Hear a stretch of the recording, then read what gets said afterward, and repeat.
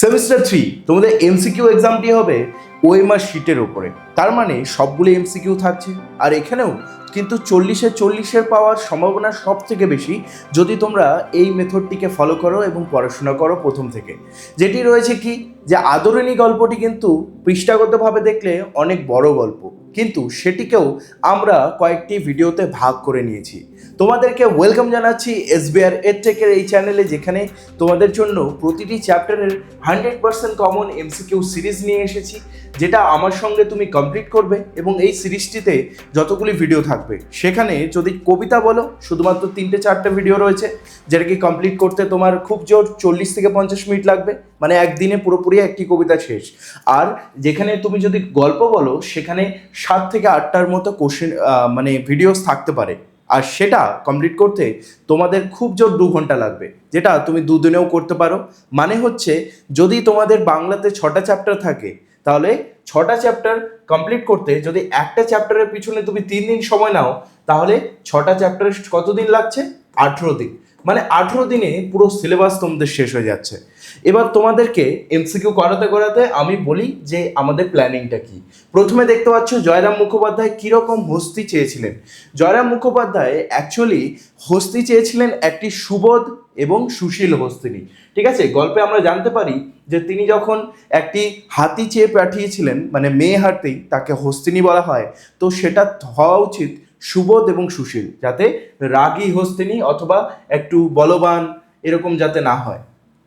কদিনের জন্য তিনি রাজার কাছে হস্তি চেয়ে পাঠালেন? কদিনের জন্য চেয়েছিলেন? অ্যাকচুয়ালি তিনি 2-3 দিনের জন্য চেয়েছিলেন। ঠিক আছে, তিনি বিয়েতে যাবেন। কোন বিয়েতে? পীরগঞ্জের মেজবাবুর মেয়ের বিয়েতে যাবেন, এবং সেখানে তিনি হাতিতে করে যাবেন বলে রাজাকে অনুগ্রহ করছেন যে রাজামশাই, 2-3 দিনের জন্য আপনার হস্তিনীটিকে আমাকে দিন, আমি যাতে বিয়েতে যেতে পারি, কারণ পীরগঞ্জে ঘোড়া গাড়ি যায় না। ঠিক আছে, আর যেহেতু জয়রাম মুক্তার একটু উঁচু মানের লোক, তাই তিনি গরু গাড়িতে যাবেন না বলে ডিসাইড করেছেন। জয়রাম মুক্তার মহারাজের উদ্দেশ্যে লেখা পত্রটি যেতে আজ্ঞা দিলেন কাকে? মানে রাজার কাছে তার যে চিঠিটা, জয়রাম মুক্তার চিঠি লিখলো রাজার কাছে, সেটা কে পৌঁছে দেবে? জয়রাম মুক্তারের একজন ভৃত্য, অর্থাৎ চাকর। ঠিক আছে, তাহলে এই যে এক ভৃত্যকে তিনি বললেন যে এই পত্রটি রাজা মশাইকে দিয়ে এসো। ওকে, নেক্সট, মুক্তার মহাশয় মহারাজকে পত্র পাঠালেন। মুক্তার মহাশয় বলতে এখানে জয়রাম মুক্তারের কথা বলা হয়েছে, যিনি আমাদের মেইন ক্যারেক্টার আদরিণী গল্পের। তিনি যখন লেটারটি পাঠালেন, লেটারটা পাঠানোর পরে তারপরে তিনি কোন কাজে প্রবৃত্ত হয়ে গেলেন, মানে কোন কাজ করতে শুরু করলেন? হুকোটা না, তিনি কিন্তু তখন মক্কেল, মানে তার যে কাস্টমারগুলো এসেছিল, তিনি যেহেতু একজন উকিল টাইপের মানুষ, তো তার কাছে অনেকজন গ্রাহকেরা এসেছিল নিজেদের সমস্যা নিয়ে, তাদের সঙ্গে গল্পতে আবার তিনি মেতে গেলেন। ওকে, এরপরে 85। তোমরা যদি এই গল্পটা ভালো মতো না পড়ে থাকো, আমি বলি তোমাদের জন্য আমি অ্যানিমেটেড ভিডিও দিয়েছি আমার এই চ্যানেলের মধ্যে, যেটার নাম হচ্ছে আদরিণী, পাশে লিখে দেবে এসবিআর এডটেক, সঙ্গে সঙ্গে অ্যানিমেটেড ভিডিওটা চলে আসবে, দেখে নিও। তোমরা খুব সহজে 10 মিনিটের মধ্যে এই পুরো গল্পটিকে বুঝে যাবে অ্যানিমেশনের মাধ্যমে। আর তারপরে লাইন বাই লাইন, অনেকে চাইছো যে এই গল্পটি লাইন বাই লাইন পড়ে দিই, আমি অবশ্যই নিয়ে আসবো তোমাদের জন্য ক্লাসেস লাইন বাই লাইনে। যদি তোমাদের আগ্রহ থাকে অবশ্যই আমাকে কমেন্টে জানাবে। জয়রাম মুখোপাধ্যায় বয়স, কোন বয়সের গণ্ডি পার হয়েছে? জয়রাম মুক্তারের কত বছর পার হয়েছে? আমরা গল্পে জানতে পারি জয়রাম মুক্তারের 50-এর ঘর পার হয়েছে, মানে তার বয়স 50 পার হয়েছে। জয়রাম মুক্তারের দেহের গড়ন কেমন ছিল, মানে তার শরীরের আকৃতি কেমন ছিল? তিনি কিন্তু একটু লম্বা আকৃতির মানুষ ছিলেন, তাই বেটে তো হবে না, রোগা তো একদমই ছিলেন না, তিনি ছিলেন লম্বা ছাদের, মানে হচ্ছে একটু লম্বা আকৃতির। আচ্ছা, যেটা আমরা ডিসাইড করছিলাম, যে আমরা ডিসকাশন করছিলাম যে আমরা কি করে বাংলাটাকে খুব ভালো করে পড়তে পারবো এবং 100% কমন নিয়ে আসতে পারবো। কয়েকটা সিম্পল আমার টেকনিক রয়েছে, কি যে আমার এই আদরিণী গল্পে ধরে নাও 8টি ভিডিও আমি ছাড়লাম এমসিকিউ এর উপরে, আর কি, আর অ্যানিমেটেড ভিডিওটা তোমাদের দেখে নিতে হবে। তাহলে অ্যানিমেটেড ভিডিও আর 8টি ভিডিও মিলে কটি হচ্ছে? 9টি ভিডিও হচ্ছে। আমার একটা ভিডিওর ডিউরেশন কত হয়?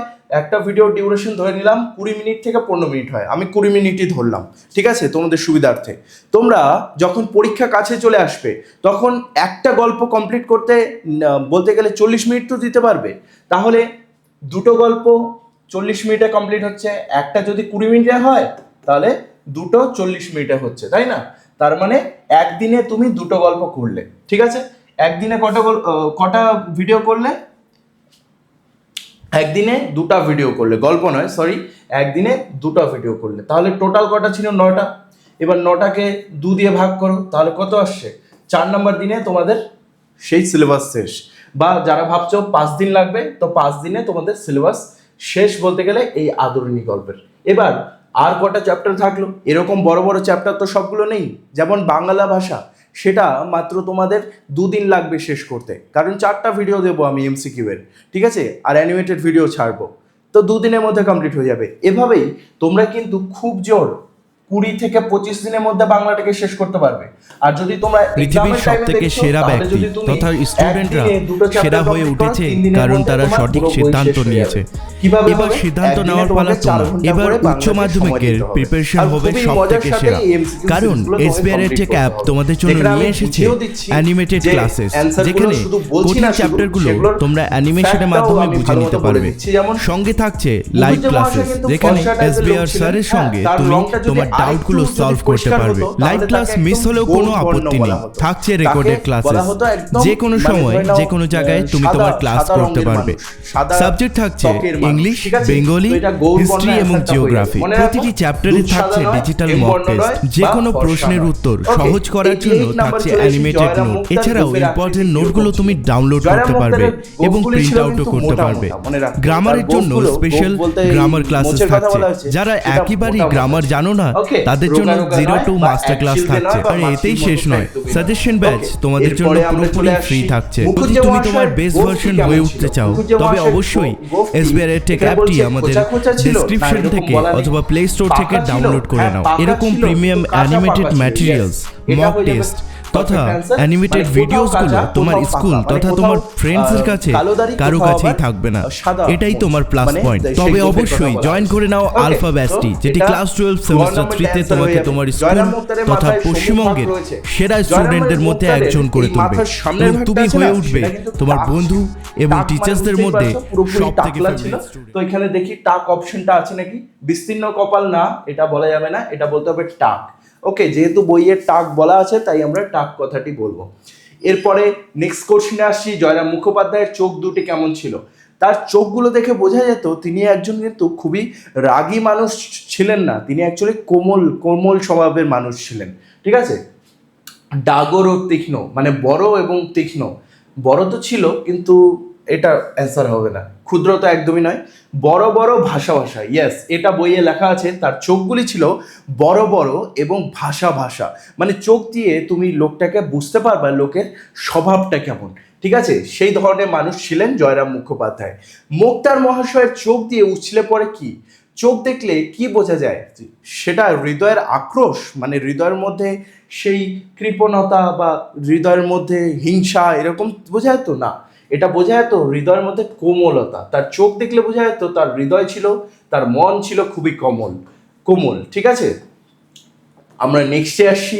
এরপরে শ্রীরাম জয়রাম মুখোপাধ্যায় অধিবাসী ছিলেন কোথাকার? মানে তার বাড়ি আগের কোথায় ছিল?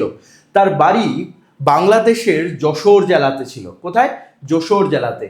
ওকে, যারা যারা গল্পটা পড়েছো ভালো মতো, তোমরা জানো যে তিনি কিন্তু এই যশোর থেকে পদ্মা নদী পার করে তিনি ব্যবসা করতে এসেছিলেন, ঠিক আছে? কিসের? ওই ওকালতি বা মোক্তারি ব্যবসা, ঠিক আছে, যেটাকে আইনি ব্যবসা বলা হয়। যখন জয়রাম মুখোপাধ্যায় প্রথম মোক্তারি করতে আসেন, তখন সেখানে কি চালু হয়নি? সেখানে রেল চালু হয়নি, নাকি রেল চালু হয়েছিল? রেল চালু হয়নি অ্যাকচুয়ালি। তিনি কিন্তু যখন পদ্মা নদী পার করেন তখন কিন্তু রেল চালু হয়নি সেখানে। ওকে, যশোর যে জায়গাগুলো বলা হয়েছে। কোন নদী নৌকাপথ পার হয়ে? আমরা একটু আগেই বললাম পদ্মা নদী, যেহেতু বাংলাদেশের কথা বলা হয়েছে, পদ্মা নদী। ওকে, পদ্মা নদী হচ্ছে বাংলাদেশের প্রধান নদী। এরপরে নৌকাপথে পদ্মা পার হয়ে জয়রাম মুখোপাধ্যায় কিসে উঠেছিলেন? নৌকাপথে পদ্মা পার হয়ে তিনি ঘোড়ার গাড়িও নয়, পালকিও নয়, হাতিও নয়, তিনি তখন গরিব ছিলেন বলে গরুর গাড়িতে উঠেছিলেন। ঠিক আছে, এটা হয়ে যাবে পারফেক্ট অ্যান্সার। মনে রাখতে হবে জয়রাম মুক্তার যখন এসেছিলেন তার কাছে কিন্তু সয় সম্পত্তি কিছুই ছিল না, তিনি একজন গরিব মানুষ ছিলেন। পরবর্তীতে এই মুক্তারি ব্যবসা অর্থাৎ আইনি ব্যবসা করে তিনি অনেক একজন গুণীজনী মানুষ হয়ে উঠেছিলেন। গরুর গাড়িতে কিছু পথ এসে জয়রাম মুখোপাধ্যায় বাকি পথ অতিক্রম করেছিলেন কিভাবে? মানে গরুর গাড়িতে পদ্মা থেকে গরু গাড়ি নিলেন, তারপরে তিনি আসলেন কিভাবে? পদ্মা তিনি তো সাঁতরে পার হননি, মানে সাঁতারের কোনো কথাই আসছে না। পদব্রজে, ইয়েস, মানে হেঁটে হেঁটে তিনি এসেছিলেন, পালকিও নয়, নৌকা পথেও নয়। এখানে আমাদের পদ্মা পার হওয়ার পরে গরুর গাড়ির কথা বলা হচ্ছে, তো নৌকাপথ আর নয়, নৌকাপথে তিনি আগে উঠেছিলেন। মুক্তারি করতে আসার সময় জয়রাম মুক্তারের কাছে কি ছিল? একটা হাতি ছিল না, তার কাছে মুক্তার হওয়ার পরেও হাতি ছিল না, তিনি পরবর্তীতে কিনেছিলেন যখন রাজা তাকে হাতি দিতে অস্বীকার করেছিলেন বা মানা করেছিলেন, নিষেধ করেছিলেন। 5 আনা আর কিছু পয়সা না, একদমই না। তার কাছে, ইয়েস, এটা হয়ে যাবে, তার কাছে একটা ক্যানভাসের ব্যাগ ছিল, মানে সেই সুন্দর ছবি আঁকা একটা কাপড়ের ব্যাগ ছিল এবং একটা পিতলের ঘটি ছিল। তো গ নাম্বার হয়ে গেল পারফেক্ট অ্যান্সার। কয়েকটি কোম্পানির কাগজ, এসব নয়, এটা তিনি পরে কিনেছিলেন কোম্পানির কাগজ।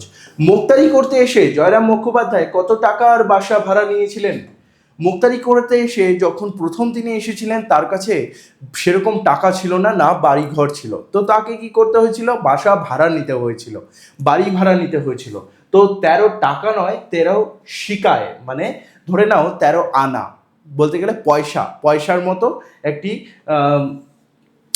13 পয়সা দিয়ে তিনি বাড়ি ভাড়া করেছিলেন।